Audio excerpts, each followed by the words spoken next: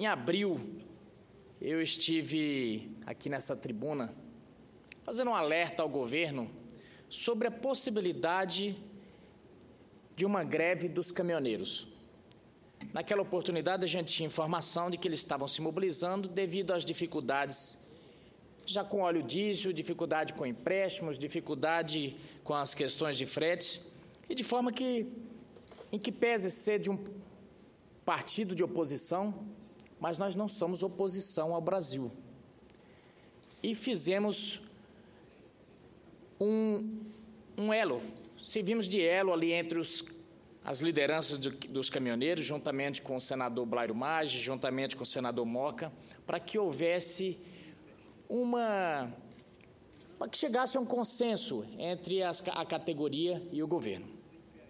Na oportunidade, houve até uma lei autorizativa aqui dessa casa para que pudessem chegar ao bom termo e que pudesse haver uma negociação com a categoria, porque a grande dificuldade deles era a respeito dos empréstimos feitos junto ao Banco BNDES, que estavam com dificuldade de pagar. Porque a grande verdade é que foi encharcado o mercado com muitos caminhões. Chega-se a dizer que existe hoje no mercado brasileiro mais de 300 mil caminhões, além do que tem de demanda de carga. E isso, obviamente, gera um problema muito grande, quase insolúvel, porque aí vira uma questão de mercado. E aí não tem quem regule frete dessa forma, porque é a lei da oferta e da procura. O que acontece? Essa lei que foi aprovada aqui, se o governo não quisesse acatar, bastava simplesmente ignorar, era uma lei autorizativa, mas foi vetada. Até admiramos, porque se era apenas autorizativa, não precisava haver, mas aquilo causou um rebuliço no meio da categoria, que foi entendida como um gesto de recusa do governo em atender o pleito. Mas agora, eis que o país novamente se depara com uma greve. E agora há pouco, lendo já mais de 10 estados da federação já estão com paralisação dos caminhoneiros. O governo tem reagido dizendo que é uma greve política. Eu penso que toda greve ela é política. Agora, o que o governo tem que ter em mente é que precisa conversar, fica rouco de ouvir. E passo a palavra para... depois dou a parte a Vossa Excelência. O governo precisa ficar rouco de ouvir, conversar com essa categoria, tentar entender, até porque a vida do caminhoneiro, e principalmente dos autônomos, ela é uma vida sofrida. É uma vida de quem vive nessas rodovias, longe da família, quem vive enfrentando pátios de postos, sendo enxotado, aliás, deles, porque as grandes frotas geralmente têm convênios com os postos, e os postos geralmente atendem aqueles que já são seus clientes, mas o caminhoneiro autônomo, ele praticamente não tem nem onde parar, porque ele não é cliente, às vezes, daquele posto, e o pátio é para quem já é cliente. E nas margens da rodovia não tem onde esses caminhoneiros ficarem. De forma que é uma turbulência a mais e que nos preocupa, porque o governo tem decidido enfrentar como se fosse uma pitica partidária, como se fosse uma pendenga simplesmente para desgastar o governo. É possível que nesse seio dessa greve tenha também quem tenha seus interesses políticos partidários, mas a grande verdade é que não se pode fechar os olhos para a dificuldade que tem o setor. É uma dificuldade grave e o governo precisa admitir que foi causada pelo próprio governo. No momento em que o governo liberou financiamento a rodo, a facilidade disso era quem tinha um caminhão comprou 5, quem tinha 5 comprou 10, e encharcou. Então o governo tem responsabilidade direta nesse problema. E não adianta tentar se esquivar agora e dizer que a greve é política. Precisa resolver. Como? Não sei, o problema é difícil. mas foi criado, começou no momento em que criou-se essa facilidade toda, e incentivos para as fábricas, e incentivos preocupantes, que chega nesse momento onde a gente ouve dizer que, para criar esses incentivos, houve, inclusive, venda de medidas provisórias. Então, todo esse problema é muito preocupante. Mas e como resolver? Precisa se resolver agora, mas não é dizendo que a greve é política, não é atacando estes, é chamando para o diálogo. Diálogo que Vossa Excelência, senador Cristóvão Buarque de Holanda, quantas vezes subiu aqui dizendo, sinalizando, procurando o diálogo, falando para esse governo buscar o diálogo. Desde fevereiro que ouço Vossa Excelência e também o senador Capiberibe, tanto buscando o diálogo como mostrando saída. Mas parece que fica reticente, e aí depois, tardiamente, busca esse diálogo.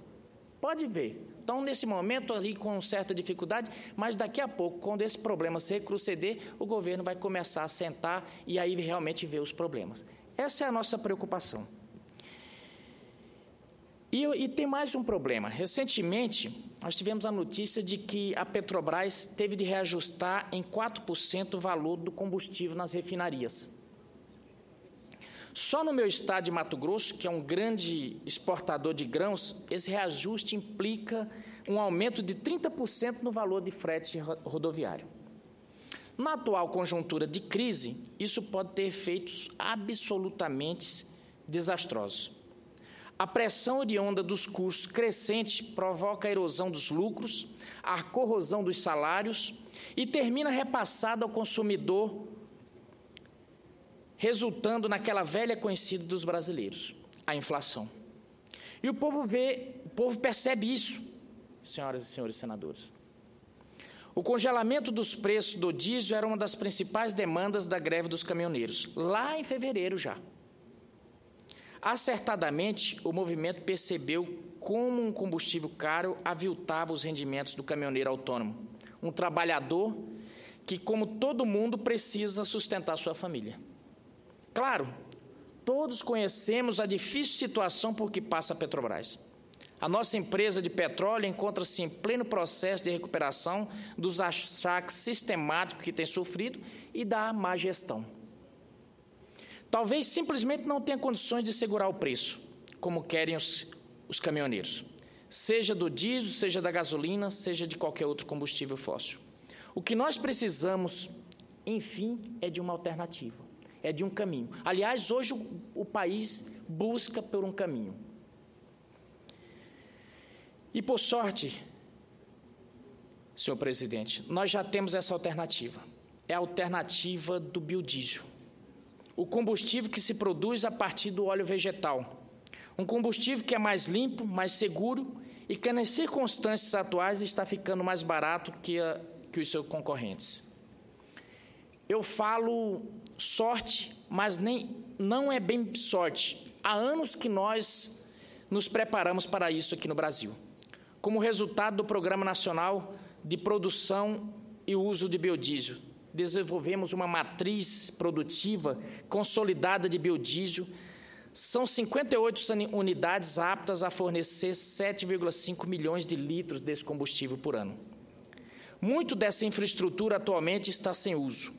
45% da capacidade brasileira está ociosa, apenas esperando um incremento na demanda para funcionar.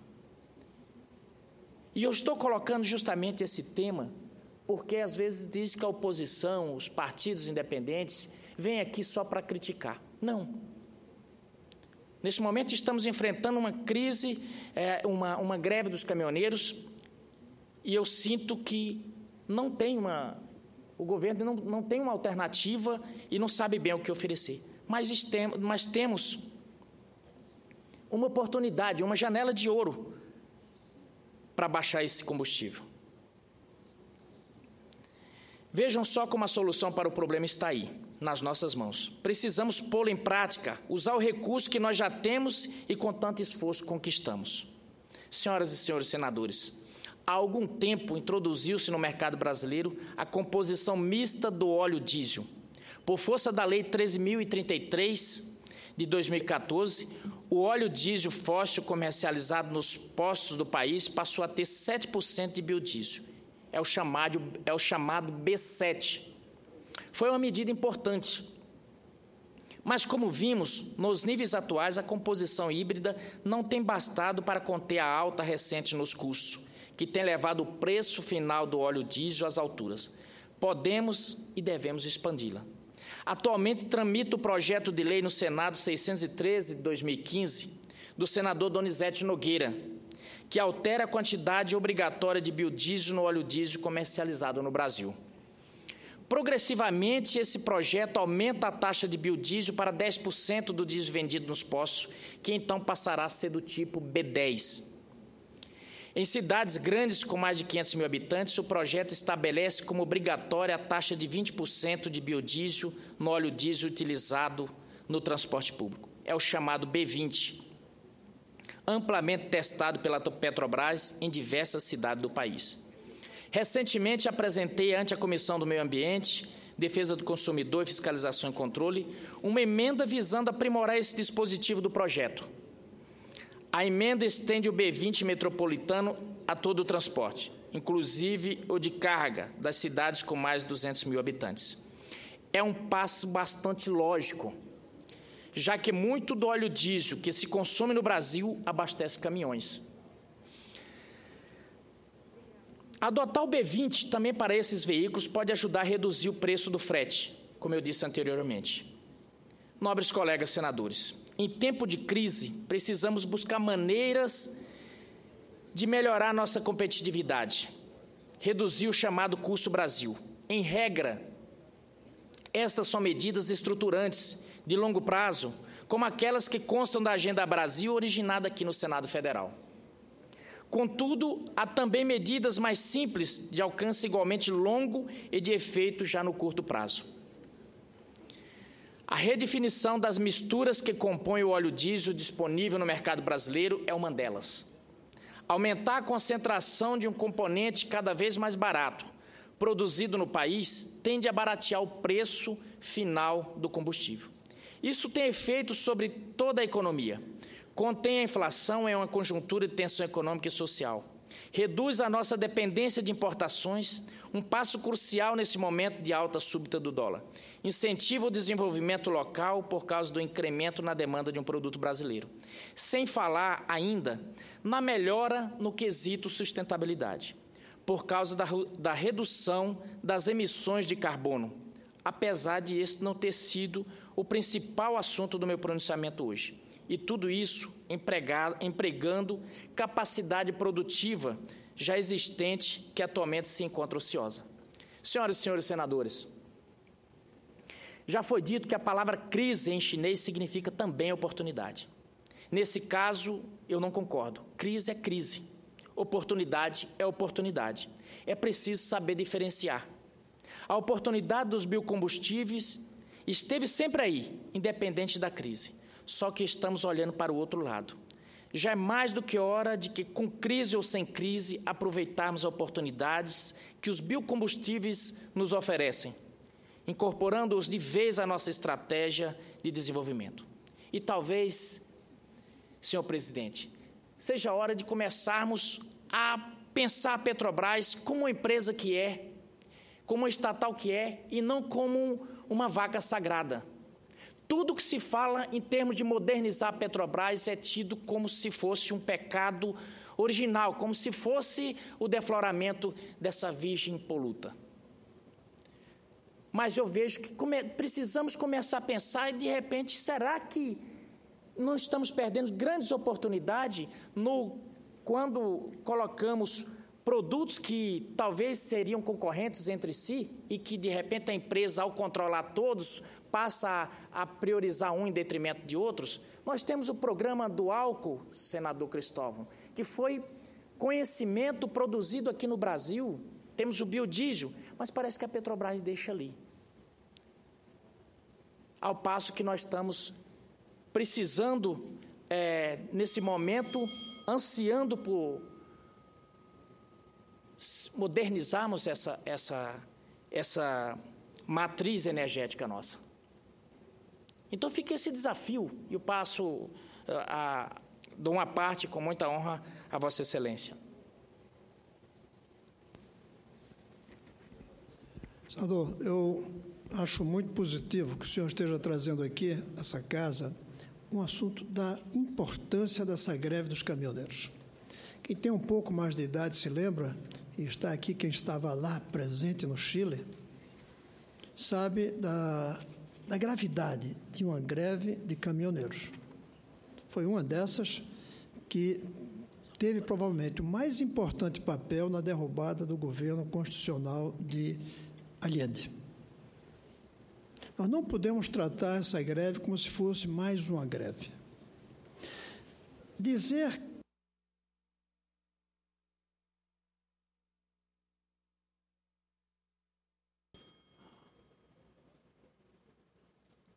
se fosse dito que ela é uma greve partidária, como era de Allende, contra Allende, eu já estaria contrário. Dizer que ela é política não quer dizer muito. O que a gente tem que dizer é se ela tem como ser enfrentada, não tem como ser enfrentada, mas para decidir isso, tem que ter um diálogo profundo. O lubrificante da democracia é o diálogo. É o diálogo que permite arrumar as coisas. E o Brasil hoje, o senhor falou em crise, que é uma mistura de oportunidade e risco. A palavra crise, para mim, hoje, não está refletindo a dramaticidade dos tempos que vivemos. Nós não estamos apenas em crise, nós estamos numa profunda desarrumação do Brasil. Uma desarrumação, por exemplo, dos preços, com a inflação em 2 dígitos. Isso é uma desarrumação. Quando a gente chama de inflação, está diminuindo o tamanho da gravidade de viver em uma sociedade onde os preços variam. Quebram-se as regras pelas quais trabalhador e patrão acertam quais são os preços. Entre consumidor e vendedor, quais são os preços. Entre o médico e seu cliente no setor privado, quebram-se as regras mais fundamentais, que são as regras de troca. Sociedade é, por definição, um lugar onde são feitas trocas. Muitas delas, felizmente, sem necessidade de dinheiro para comprar. Mas algumas movidas pela troca monetarizada. Inflação é uma desarrumação de consequências muito sérias. A gente fala em violência nesse país, nas ruas, não é mais violência, é desarrumação. Violência é quando um assassina, outro assassina, mas agora são 50 mil assassinatos. Isso é uma violência que chega aos níveis da guerra civil, que chega aos níveis de uma profunda desarrumação da segurança nacional. E essas greves sucessivas é uma desarrumação. E é só a política vai pôr uma arrumação no Brasil. Veja que eu não disse por ordem. Essa é a diferença entre a visão autoritária de por ordem e a visão democrática de arrumar os agentes sociais. Nós todos, os cidadãos, cidadãs, empresas, governo, nós temos que voltar a arrumar o país, para que arrumado ele consiga evoluir em paz, com estabilidade monetária, sem necessidade de greves. As greves nas universidades, nas escolas, desarrumaram o país, desarrumam o país. 4 meses as universidades federais tiveram agora. Isso é uma desarrumação. Desarruma o parque produtivo de conhecimento, desarruma a data de formatura dos alunos, desarruma o mercado de mão de obra qualificada. Essa greve dos caminhoneiros talvez seja a forma mais forte de mostrar a desarrumação do país, porque ela vai provocar, de fato, uma desarrumação pelas mercadorias paralisadas, nos meios, nas estradas, pela impossibilidade de locomoção, como se está tendo. Eu estou de acordo com o senhor. Tem 2 maneiras de enfrentarmos isso. Por ordem, como resolveram no Chile, e não é recomendável, ou arrumar as coisas nesse país por meio da democracia, que significa diálogo. Eu volto a insistir, o diálogo lubrifica o processo democrático. É a única forma de lubrificar, de fazer com que as coisas se movam, é o diálogo. E eu aproveito aí, como uma parte da sua fala, para fazer um apelo, na mesma linha do senhor, para que a presidente Dilma, seus ministros, eles dialoguem rapidamente, encontrem um caminho. E aí eu faço também um apelo para que os grevistas dialoguem. Porque diálogo de um só não é diálogo, é monólogo. Para que haja diálogo, é preciso de um lado e do outro também. Eu faço um apelo também aos grevistas, que tragam as suas reivindicações ao diálogo. E, finalmente, além do apelo ao governo, além do apelo aos grevistas, eu faço um autoapelo a todos nós. Coloquemo-nos à disposição do governo e dos grevistas para sermos usados como instrumentos do diálogo, se for preciso. E aí eu acho que a presidente não deve chamar só os seus, sua bancada. Chame aos independentes, como nós nos consideramos, nós dois, e como o senador Paim, não sei se considera ou não, mas é. Chame os até da oposição, porque como o senhor disse há pouco, essa não é hora de ser governo ou oposição, essa é a hora de ser Brasil. Uma greve como essa, durando dias, nós ameaçamos o regime democrático, nós ameaçamos o funcionamento da economia, o funcionamento da sociedade, e aí a desarrumação que eu falei vira caos, vira anarquia. A única forma de evitar caos e anarquia da democracia é pelo diálogo, não é pelas armas, aí é pelo autoritarismo, e em geral não dá certo, porque fica uma espécie de calma arrumação de cemitério. Cemitério é um negócio muito bem arrumadinho ali, ninguém sai do lugar, fica enterrado debaixo do chão. Mas não é essa arrumação que a gente quer uma arrumação dinâmica, viva, que cresça, que avance, e isso só pelo diálogo. Eu creio que nós devemos nos colocar o diálogo. Eu aproveito aqui, o senador Paim presidindo, que sugira ao senador presidente da Casa, para que ele, Renan Calheiros, se coloque à disposição para o diálogo. Convite de outros de nós para dialogarmos. E sugira que a presidente, através dos seus ministros, e os grevistas, através de seus líderes, dialoguem e rapidamente, para encontrarem uma saída em nome do Brasil. Muito obrigado, senador Cristóvão. Vossa Excelência, como sempre, trazendo um discurso de alerta e de saída, de apontando a saída. Senador Paim, eu sempre faço, isso não é confete, mas eu sempre enalteço essa qualidade do senador Cristóvão de fazer o contraponto, mas, acima de tudo, sempre apontando uma saída.